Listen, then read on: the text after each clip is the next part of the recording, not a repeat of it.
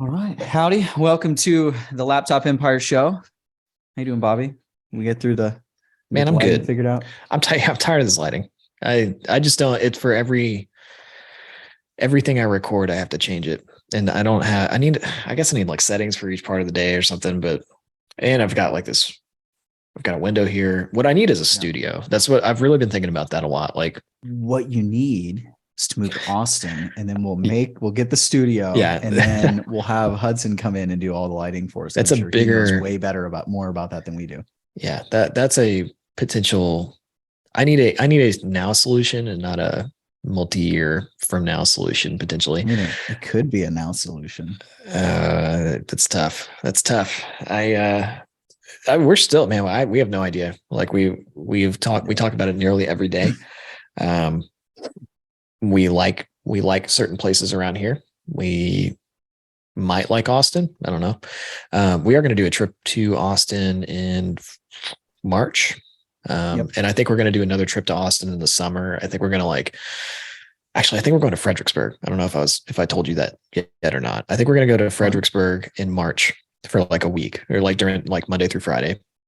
And hopefully, we can all hang out. But then I think Yep. in the summer, we're going to rent something maybe close to the lake, like more in Austin. Mhm. And I think that's the thing. It's like we need to just start going there more because like as cool as Austin sounds to live, like we really haven't. Like we've been to your place, like we went to Austin like once, but we've never like tried out what would it be like to live there? Because that Yep. would be a big decision for us. So I think that would be kind of the next step for us to kind I of rent some places I and check some think things out. yeah, I was gonna say, do like you talked about, like rent a house, stay for a few weeks, Yeah. like actually live in it and see if you like it. Yeah. Because it's Austin is unique in that, like Houston, it's like downtown and then it's suburbs, Right. but they're just different flavors of suburbs. Mm-hmm. Austin is like city to, you know, boonies, like in a Right. heartbeat. And so with everything in between, so there's like, it's finding, do you want by the lake, do you want out in the country, do you want in which part of the city, do you want the Yeah. suburbs? Like there's just different there's a lot more variation, I feel like. And that's Yeah. for someone from Houston. I love Houston, but like I grew up there, so don't come at me. I'm just No, I mean Houston's okay. It's not. I feel like Houston's actually. I don't live in Houston, but like the area that we live in, this is what's made it difficult. Is it's growing a lot, and so there are a lot more things being built by us, and like they're doing like a Great Wolf Lodge thing, like right down the street. Like they're building a lot of really cool stuff around us. So it's like this area is getting nicer and better and more things to do. Um, but we've lived here forever, so it's kind of just like something else sounds cool too. So I don't know, but there's also I've got different. And like my mother-in-law would probably have to come with us, which we would want her to come with us. So it's just a lot of logistic stuff. And honestly, I just don't want to move right now. Like, sure. I feel like I got so much stuff going on. The last thing I feel like doing is I got to sell a boat. When you're like, in I don't even build want to do mode, that. the last thing you want to do is Yeah. be dealing with moving a house, and you definitely don't want to be building. I mean, how it was I was going through that. So, Dude, yeah. Well, yeah, we built this house and that wasn't even a custom house, but I mean, I was here literally every single day. Because I caught so much stuff, man. There's so many things like when you're building a house, like that you just gotta really keep an eye on things because they just, they hire contractors and stuff. They don't always do a great job. So yeah. Building custom, it's better in the sense that like I think there's probably less like corner cutting and like just like shoddy stuff, but it's just it depends on who your builder is, right? Like, is your builder like is the project manager very organized, and then just like getting all the little things, like if you're picking out every single little thing, like it's a lot, and so there were times where we'd have something and they would start to do something, we go, oh no, that's not what we had, because we had changed our mind and they had like the previous one written down, and and our builders did a great job, but it was definitely, you had to keep on top of it. Yeah, that's just a lot. It's a big process, and I'm like kicking the can down the road because I know I know we're going to do something at some point. We're either going to build another house here, or buy another house here. We're going to do something in Austin. Like that's pretty much what it's come down to. But it's just like, oh God, I don't even want to have to make that decision right now. But it'll happen when it happens. We'll see. We'll see.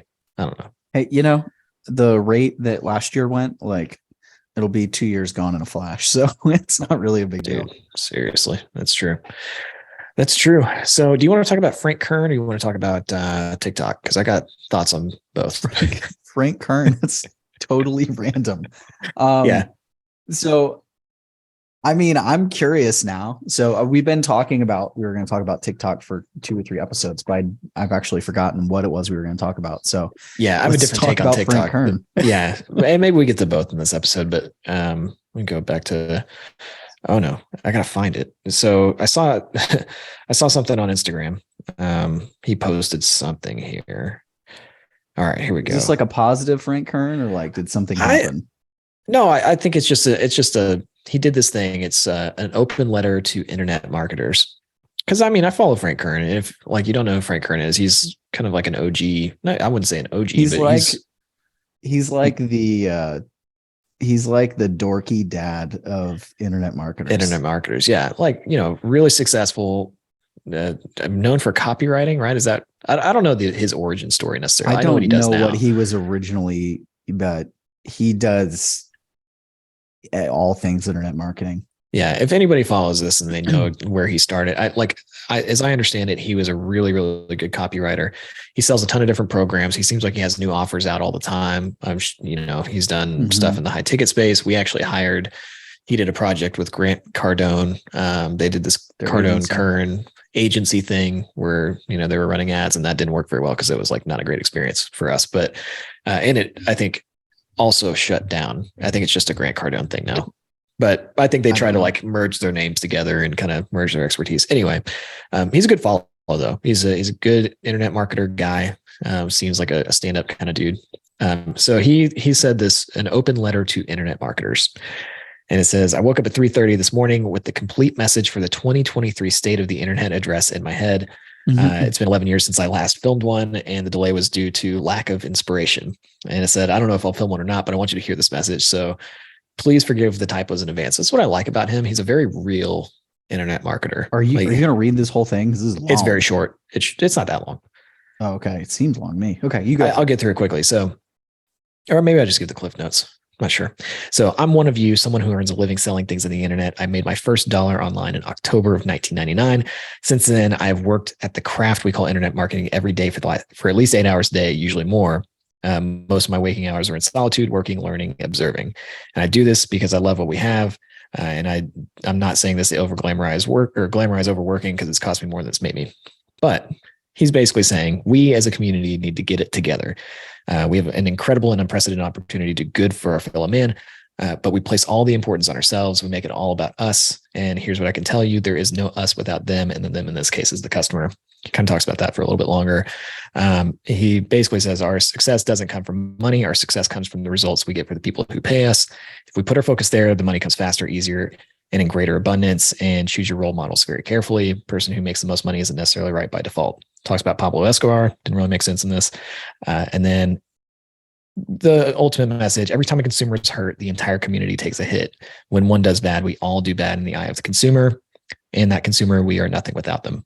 So I read that because since we've started doing this, there is a lot of like, I don't know why it is necessarily in this profession that we're in, but there's so much trash. Like, and maybe it's like this in every, I don't know, what am I trying to say? Every career, every whatever, but internet marketing has like the most scammers, I feel like, out of everything that we do. Like, I don't know if it's the same thing. Like you come from marketing. Yeah. But you just see so many of these people that are like selling high ticket products that have never done something, or it's just so obvious that they are just like, they took a course on how to run a high ticket system. They start running it, but they've never actually sold anything, and they're making money. I guess what I'm really trying to get to is like, they make money by teaching people how to make money, but they've never done anything else. And like you and I came together to start this company because we had 2 other legitimate businesses. Like you had or still have a Facebook ad agency. like helping people make more money with their online businesses by running ads for them. I have a personal finance website, like two very legitimate businesses. And we came together to start this, which does teach people about internet marketing. But like, why do you think that internet marketing attracts this, like this just bad faith scammer type of person? Like, is it just because it's easy to get into it? Like, what do you think it is? Well, I think Might be a loaded it's question. no, I mean, I don't want to cough in y'all's face. So I think what he said is right. Like, Yeah. I think it's spot on. I think there's a couple of problems though. I mean, number one, the results that you get for clients is what's important, but it's not what sells. I know that's like stupid, but I feel like I've seen this a lot, especially as I've gotten more active on social media in the last few months or whatever. Like, people buy from the I earned this much. That seems to carry more weight than the I help people get XYZ result. Right. I don't know why that is, but I understand if you're wanting to make money that you're more concerned about like how much does this person make, because that opportunity there for me. So I think that's part of it. But I think it's also, there's kind of this consumer thing of like, what do they want? Right. Like it's called business opportunity. Right. And we have a program that is a business opportunity in the Facebook side hustle course and with 2K copywriter. It's like, look, here's a legit skill that you can learn and you can start making money, but it's more about the opportunity to make the money than the skill, or I want to help these people. Like, sure, there's some of that, but that's not really why people buy it. Right. And so I think it's difficult, but man, I don't know, maybe it just attracts the wrong people, but I think it's I don't know. I think it'd be very naive to say that people get into online business just for the good of their fellow man. I think I think why do you start that? Like, you want to make money, you want to do things. I feel like, man, I really do. And I'm not trying to blow smoke or anything, but I feel like you are probably the closest that I've met to like, I had this other reason. Like, you were just passionate about what you were doing. And it just, like, your story of like how you got started seems more of like, well, crap, now I have to make money, more so than, I went in it to make money. I know mine, I was trying to make money to pay off student loans. Like, that's how I got into it. Right. Right. But when I started taking it seriously was, we talked about, I think it was last episode, like, I had to make money because I needed to stay home with my kid. So I kind of had that. Yeah. Like a necessity. So I don't know. This is kind of I don't know if that was a good answer. No, I feel like as you were talking, like I had more thoughts more clearly, but yeah, I do agree with the big message of like, if you are in this industry and you're not taking care of your clients and you're not delivering them good results, it hurts everybody. That is so true, because there is such an element of that. People are really hesitant to hire agencies or to hire, coaches or all these different types of things because they've had bad experiences. Yeah. But for all the bad ones that are out there, there's some really incredible ones, right? So you just have to be more selective in who you learn from and who you hire. But yeah, and I think too, there are people that are shady that in all these industries, and those people don't tend to make it long term at the end of the day. So they might have like a burst of success early on, but they don't tend to make it long term. I'm seeing this like a lot with TikTok, where there's people that are promoting certain things, and I'm sitting here and I'm like, they might be making money now and they're saying, oh, I'm making this, I'm making that. But the minute the day comes that they can't get the TikTok traffic because that platform goes like every other platform and squishes reach, those people don't have businesses anymore. Yeah. Well, I've got other thoughts on TikTok for that too, but like, I agree. I don't know. It's been a frustration. I feel like coming into the more direct response biz op world, which I was not in before we started working together, like when I started doing personal finance blogging, like, yeah, I did it because I wanted to help people. I also did it because, I wanted to quit my teaching job. But I never thought, I didn't have any idea of like getting rich doing it because I didn't know Sure. anything about that. Like, I didn't know Sure. that you could sell a website for a multiple. I didn't even know what a multiple was. I just wanted to make as much or more money as I was teaching, and then like have fun doing what I was doing every day. So then Sure. when I got into the biz op space, I was like, oh man, there's a lot of shady characters in the space. And I've just never really understood what's annoying about it is that it's an objection that we have to fight through. So it's like when you come in Sure. with like legitimate businesses and try to sell in the space, like one of the first things you have to do is a trust objection or overcome that trust objection. So it's just really annoying. But seems like there's almost no recourse for somebody just outright scamming people in the online space, where it's a little bit more Wild Sure. West, which I think kind of allows it to happen. Whereas like, I don't know, like a local company, if like a local company was doing the same thing, like I think that there would be some recourse for some of the things that happen. So maybe it's just a product of the internet space, just being kind of, like I said, the Wild West. Like, it's kind of a gray area, Yeah. like there's still not even like, we don't even have to pay the same types of taxes that other businesses have to pay sometimes, just because the government hasn't gotten around to figuring out that they can get the money from us or whatever. Like, there's just interesting things like that in the online space. So maybe I just answer my own question. It's just unregulated, Yeah. I kind don't of like know, man. crypto. I think it just comes down to like, if you're starting an online business, like, I hope you're being like a good shit human. Like, that's just Every time you at say the end of the it's day. funny. Every time you say that, it's like a good shit human. Like, if you put too You much need to space in be there, you need to be you need to be like a good shit human being. No, yeah, like, you need to just not be like, be a good person, man. Like, I don't know why it's that yeah, hard. Like, I'm not perfect. Like, we're not, none of us are. But like, try to do right by people, try to get people results. Don't be so focused on your own stuff that you forget about what your business is built on and who you're helping. I think this is huge. Like, it's very easy, especially like in the service-based business.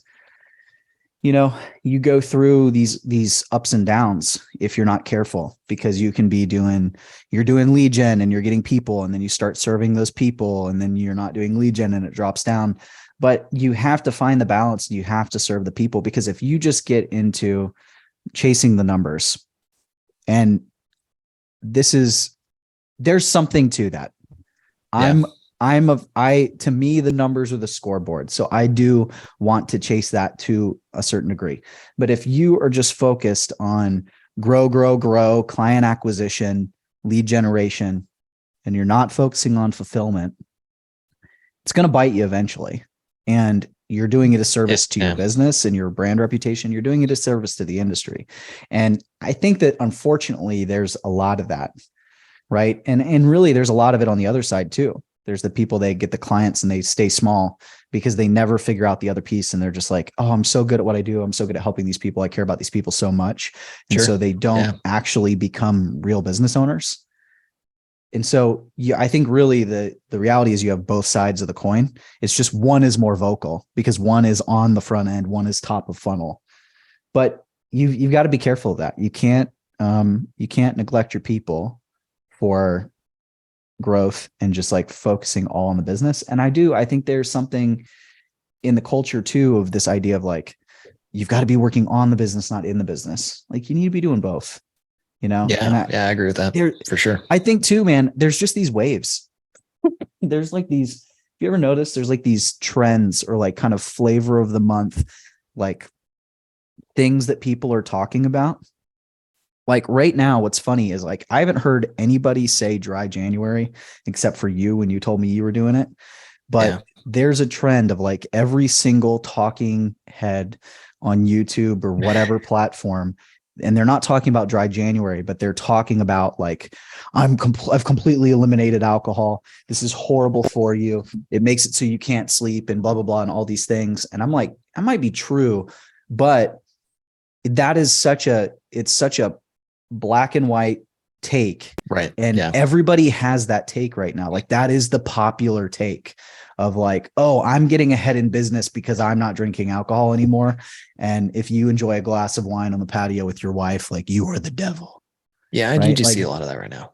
I've noticed yeah. that. So there's always these trends, right? So there's like the hustle and grind trend. And then there's been a lot of this like, oh, make money, as much money as possible, doing as little work as possible trend. Right. And then I Yeah. think, and then there's this alcohol thing now. And I think there's all of these, and then there's the work on your business, not in it. All of these things are true in moderation, right? At the end Yeah. of the Yeah. day. Oh, for sure. For sure. But we ride these waves because polarizing messages, extreme messages are what works, because Yeah. that's how these algorithms work, and we conform to the algorithm instead of just like Yeah. speaking what's true to us. Yeah. That's what I was going to say. Cause I think it's a lot of it is just like, oh, I can get views right now. Right. Like that's like the January stuff. I've seen that a lot. And it's like, keeps popping in my feed. I'm like, man, shut up. Stop lecturing me, which, I'm not technically doing dry January anymore because I did drink, played golf the other day, and I did drink. But I mean, I drank one day so far this month, and honestly, like it has been nice. There are serious benefits to just not doing that. So like, Yeah. there is that, but I also don't think it's like evil. I don't know if you saw Canada put out new guidance. It's like 2 weeks or two drinks per week is like their new guideline for what's the max of what you should do. So they're cracking down on it, which I'm always like, why are they doing that right now? They said the science is getting better. I'm, Yeah. I don't know. That's not my life. Like I'm not. Well, we don't live in Canada, so it doesn't matter. Yeah. No, I don't know, man. It would just be a damn shame to have a wine cellar and not use it. Oh yeah, At 100%. the end of the day. Yeah, you would be foolish to do that. I think you have to know, and even with that, like you just have to know your body and like what you do, like get good sleep, feel good. Like, I mean, there's so little like self-awareness. Like I know when I don't feel good, and so if you can like, the problem is sometimes like you don't feel good, and you know what's causing it, but it's like something you don't want to stop, like overeating, or maybe it is sure for some people or whatever. And the same with business. Like we know what the problems are a lot of time, right?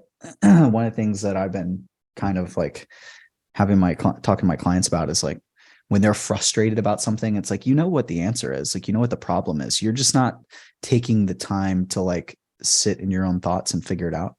And so I'm like, just get a sheet of paper and just like write down, this is what I'm frustrated with. And like, what is causing the frustration? Like, what's the problem?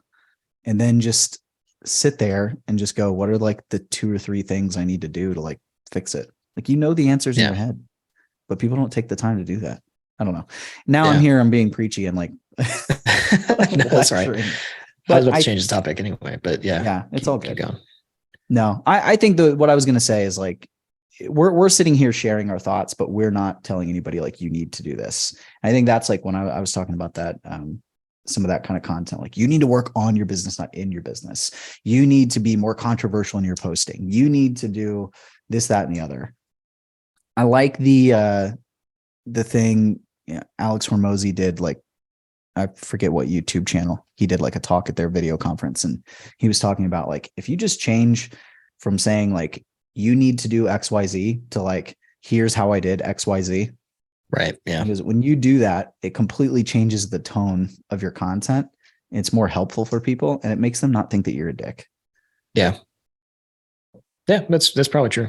I saw his first piece of content the other, somebody shared it on Facebook, and it was like his first ever video that he did, because I think in the digital marketing world, he's kind of the top. He's probably the gold standard of like what a short should be, or he's just they're just really good. But his first one was not good. I mean, it wasn't terrible, but it was like, it was interesting to see, but it was like, there were 800, they showed like his first one and then one of his more recent ones. And there were like 880 posts in between there. And the quality, you see the difference in the quality and just what he's saying and everything. It's like, oh man, it was a good reminder. Like the stuff takes so long, but but you just have to like you just have to get started. Yeah. Right. Like you develop the skill like doing it. And it's tough. Like you want, and I think that's been the biggest difficulty of starting a new YouTube channel after doing like our channel was like, Mm, even though, you know, it wasn't that first channel wasn't big. It was like, I felt like, oh, I've done this. And so the level has to be here. Like it has to be higher. right. And the reality is like, no, it doesn't. Like I just have to go out and do it. But it's so easy to fall into that like paralysis by analysis, right? Like, or perfectionism or whatever you want to call it, of just like overthinking it. And it's like, you just got to show up and Yeah. Yeah, I share agree. your knowledge, like share what you've learned. It doesn't matter if you've been around for a year or you've been around for 10 years, like just share what you know.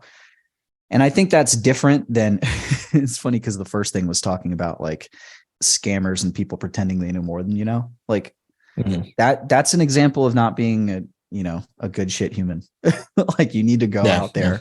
You need to go out there, like share what you know and don't share things you don't know. Yeah. I agree with that. Yeah. That's been an interesting thing, like doing the personal finance content. Because we've started putting out daily content for Millennial Money Man now. It's like, and we're doing that here too, but like what do I talk about? There's so many things to talk about. And there's a lot of stuff that I don't know. Like there are, like, I'm not an investment advisor. And I think that's one of the things that a lot of personal finance people fall into is like, they just like feel like they have to give a lot of like very specific retirement and investing advice. But like, I realize I don't like doing that. Like, I just like talking about how to make more money. So, Yeah. so yeah, but But you know, even that, like you didn't start off doing that. oh no, You no, started off talking about your experience, talking about saving money, living cheap, yeah, so and paying off your debt. And then you went from there, and as you were exposed to the industry and you read more and you studied more and you talked to more people and you learned more things, and you started to share that. And you started to make money. So you started talking about like, hey, here's how I'm ranking in SEO on my blog. Here's how I'm growing my list. Here's how I'm making money. Right.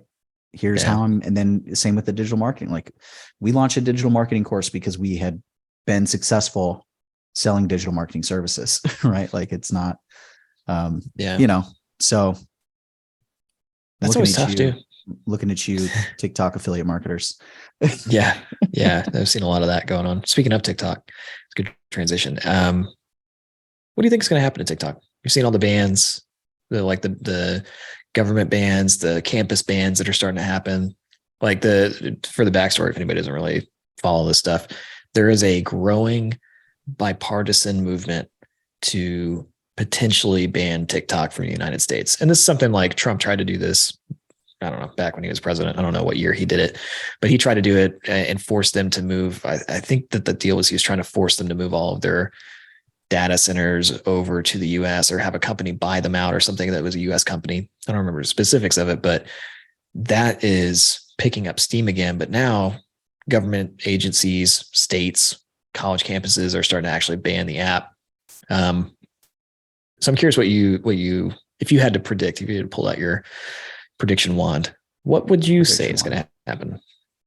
Well, the first thing I would say is just treat the platform like you have a year. Not because of this, but just because when you're on a platform that's peaking and that has the ability to grow quickly, treat it like you have a year, because eventually they're going to want to push advertising harder.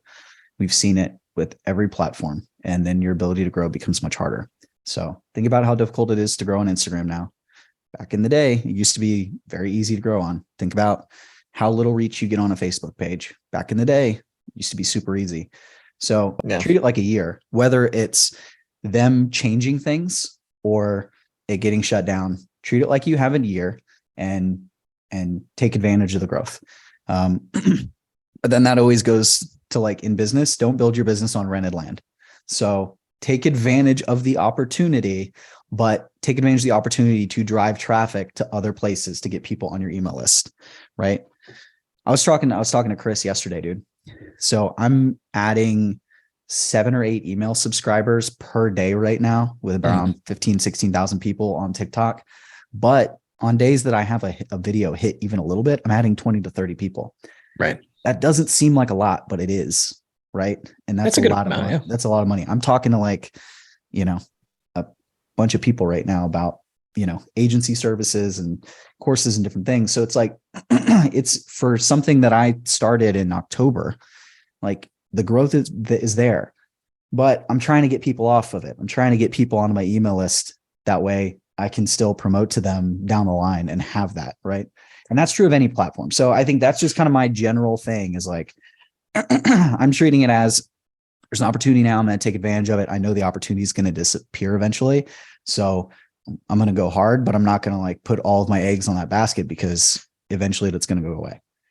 As far as like it getting shut down or any of that kind of stuff, I just don't know. I think like I can see why with government stuff, they're worried like, hey, China owns this. It's just the nature of all social media. If you don't think that they're not collecting your data for every single app you use, you're out of your mind. Our government is collecting, Yeah. Oh, like 100%. So I think the fact that they're worried and they're like, government employees, you can't use this app because China's getting your information. Like they know that's true because our government is getting our information from the American companies, like, and other companies are getting our information from those, like, so I think like, I understand that. Do I think they'll shut the whole thing down? I don't think I'd be surprised either way, but I just feel like that's a very diplomatic answer by you. Well, no, but it's just, I guess it's probably, that's just that's just how I feel about it. Like part of me is like, I don't think that the government's going to be able to come together to like actually shut it down. It would be by executive order mostly, or maybe congressional. I don't know. I mean, I don't follow politics at all, but this I have been, dude. But here's the thing though, when you start going and you start kind of like dictating this is going to happen, you do executive orders and stuff like that, those things get slapped down by the Supreme Court, and like that's their role. Yeah. And so it's one of those things. It's risky to go outside of the legislative system to do those things because it hurts your political capital. And so, and I think that this is interesting because I think something like TikTok getting, like, if they did an executive order and it gets slapped down, I think that does more damage politically to that executive branch than something else would. Like it's like the gas stove thing. Like I think the gas stove thing would have upset people way more than anything that's happened in the last 3 years. Right. So like probably the thing that makes me think about the TikTok stuff and I actually think that I think there's a high likelihood that there's some kind of ban, not soon. I think it's Patrick, what's his name? Patrick Bet David. Is that how he says his name? Yeah. He was talking about this. So I didn't get this idea, but like I heard this from him. Or this wasn't my original idea. I heard it from him and I was like, "Ooh, I kind of agree with that." He was like, we're basically a Republican president away from it being banned. Because if you look at like who uses TikTok, it's mostly people that are teens. And then you get like the 20 to 30 range too. But a lot of those people don't vote for Republicans anyway. And that's the concern that they're all having right now is like you rarely see like bipartisan movement on anything. And there is bipartisan movement on TikTok, which is very interesting. And they're talking about, I mean, they just passed some stuff in the omnibus spending bill. Like there's things that are happening with it, which makes me think that it is kind of moving that direction. But like, I don't think that a left-leaning president would, like, they have a younger demographic that votes for them. So it's very interesting, but I do think that there's a Republican president. I think that it could get pushed through, and I think that they would do it and not really care. That's a really interesting take. And the other thing I do, it's more, I think I think you're right, because it's all about whenever politicians are like making decisions. This is just my view from, I was a political science, in college, and then went to law school. And it's like, I always forget. I feel like it's very, not necessarily ideologically driven, but like it's driven by your political capital. So if you have a move that you want to make that isn't going to do, it's all about cost benefit, right? So like, can I get the benefit at a minimum cost? And so, it's a much bigger cost for a left-leaning, executive to do it, or a left-leaning. There's more potential blowback, I think. So like, I don't know. The other option that I heard that was interesting to me, Clay Travis was on, actually, I don't watch on anything, but I saw it Clay on TikTok. Travis is amazing, by the way. He was on I will. Twitter. Well, he's always on Twitter. Anyway, I saw a clip on Twitter, is what I'm trying to say. Mhm. And he was basically saying that he thinks the only way that TikTok's going to avoid a ban is if they sell, like, legitimately sell their US interest to a US company. Like if their US data centers or everything that they have that has to do with the US side, if they sell it to a US based company, that's the only way that he thinks they're avoiding a ban. So I can see it happening. The caveat that I'm going to put on all of this is kind of like going back to what you said. This is going to take a long time. Like this could take 2 years, 3 years to happen. And that's such a long time in the internet space. I mean, like 3 years ago, TikTok, did anybody even really have TikTok? Mm-hmm. I mean, not really. So like the next big thing is probably going to be out. So I don't think that it's like going away. I'm not saying that it's going to go away anytime soon, but it's just very interesting. I think, I think there's going to be something else that emerges. If we're talking about, I guess when I'm answering that question, I'm thinking like, do I think that it's going to get banned in the next 6 months? Probably not. Is it going to? I don't think that. No, not that soon. Year? Maybe. Is it going to get banned ever? Probably. Like I think it will eventually. It just depends on like it's a sliding scale for the timing. So, but I guess the way I'm looking at it, man, I'm just looking at this like if I'm a business owner and I have social media as a tool to drive traffic and to drive sales and to grow my audience, like, is it going to be banned before it loses its utility? Maybe. That's what I'm thinking is a coin flip, right? So let's say, and that's why I said at the very beginning, like, treat it like you have a year, right? I think on the short side, its utility for growth is probably a year. But the thing I've learned over the years is that if you can use a tool and then that tool becomes irrelevant, if you use it to build the audience and you don't build your business on rented property, it's very easy to switch to the next thing, So take advantage of it. Like, and if it gets banned, it gets banned. But then also think about, this is actually the other thing I would really be thinking about is like, let's say that it gets banned in the next 6 months. Let's say by summer it gets banned. There's not a new up and coming thing that I'm aware of that is going to replace that it. Level. So when that vacuum happens, where's all that traffic go? YouTube Shorts. Yeah, I agree with that. I 100% think YouTube Shorts is like the next, like right now. In that situation, like I think it's just going to happen eventually anyway. Like, I think it will eventually, but if something, but let's say it doesn't get banned for a year or 2 years, then when it gets banned, YouTube Shorts might be established. Something else could have come up. But if it gets banned quickly, there's a vacuum, and that vacuum is very quickly filled by YouTube Shorts. And it's not filled by Instagram. It's filled by YouTube Shorts. Instagram is not. Though? Instagram's just not making changes yet. Fast enough. I'm making like now this is the content. I'm like 100%, almost 100% sure, but I'm seeing way more growth and reach on Instagram and Facebook than I am on anything else right now. And that's between Instagram, Facebook, YouTube Shorts, and TikTok. Now I think TikTok, the style of content that I've been doing just doesn't play as well there. Cause like the stuff I did earlier played really well there. And now I'm doing more like the style that you're doing is not TikTok native. Yeah, I don't think it is, native. But it's YouTube Shorts with the same content, YouTube Shorts and Instagram, and actually Facebook's been the best. Like the reach has been really, really good. With TikTok, unfortunately, I know that I have to.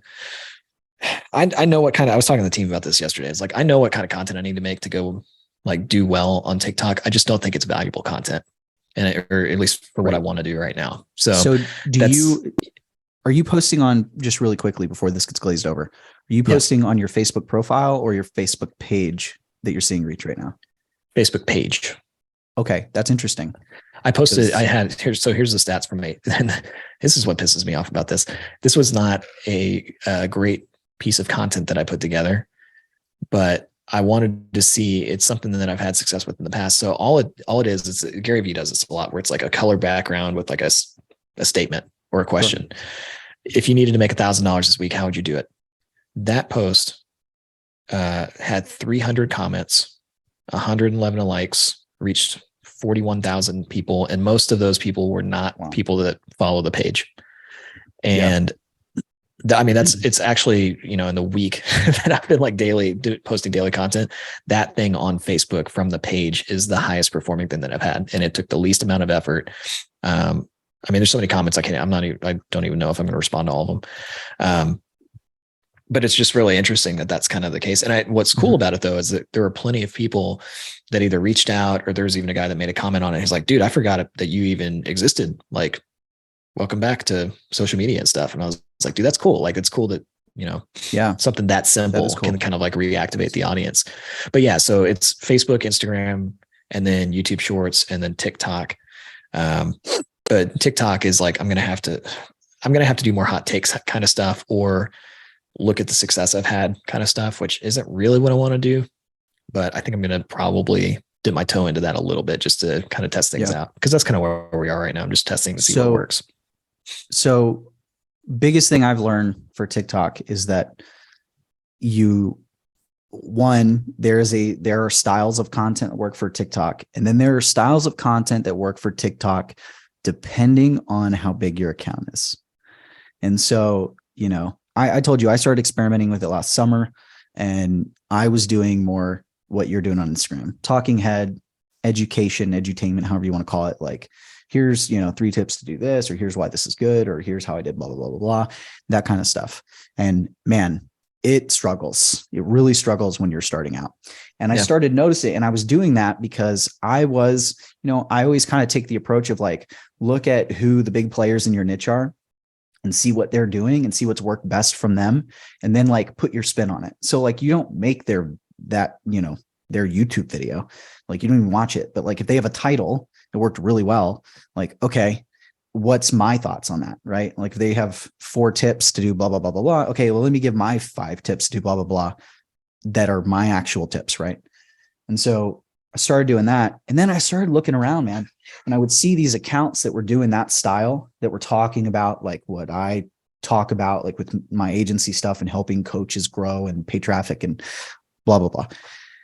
And those people had really slow growth. I noticed they'd been posting for a year and a half, and they had 14,000 followers, 30,000 followers, like a lower amount compared to these bigger stuff. And then I noticed the bigger accounts were getting way more views on that. And so, long story short, what I finally realized is that the talking head stuff on TikTok doesn't really work until you have a bigger audience, because you kind of get these bumps. And I talked to you, I don't remember if it was on the podcast or elsewhere, that I've noticed, like when you start off, the way the algorithm works is it shows it to a certain number of people. And then if you hit enough engagement, watch time metrics, it goes to a bigger audience and then a bigger audience. And it basically keeps pushing it until you stop hitting whatever the KPI is, right? When you're doing talking head and it's only being shown to 250 people, the chances of you having good watch time and hitting those metrics are very low. But if you have 100,000 followers and you do talking head and your initial push is to 10,000 people, there's a much greater chance of it hitting the right people and you getting the watch time metrics and it going viral. And so that's why you can see viral talking head stuff, and you could make the exact same video as a small account and it not hit. So I think I think the important thing, and this is probably on a lot of platforms, but you have to know the difference between growth content and conversion or value content. And so like sometimes you have to post the stuff like the questions or the silly quotes or like the stuff that you and I as educators go like, this doesn't really bring a lot of value to somebody. It's just creating engagement or motivation or whatever, but it's not like helping somebody achieve a result. Like sometimes you need that to grow the following. That way, when you do the talking head, you do the educational, the valuable stuff, then the percentage of people, the smaller percentage of people of your bigger audience that are interested in that, like it's a bigger number, even if it's the same percentage.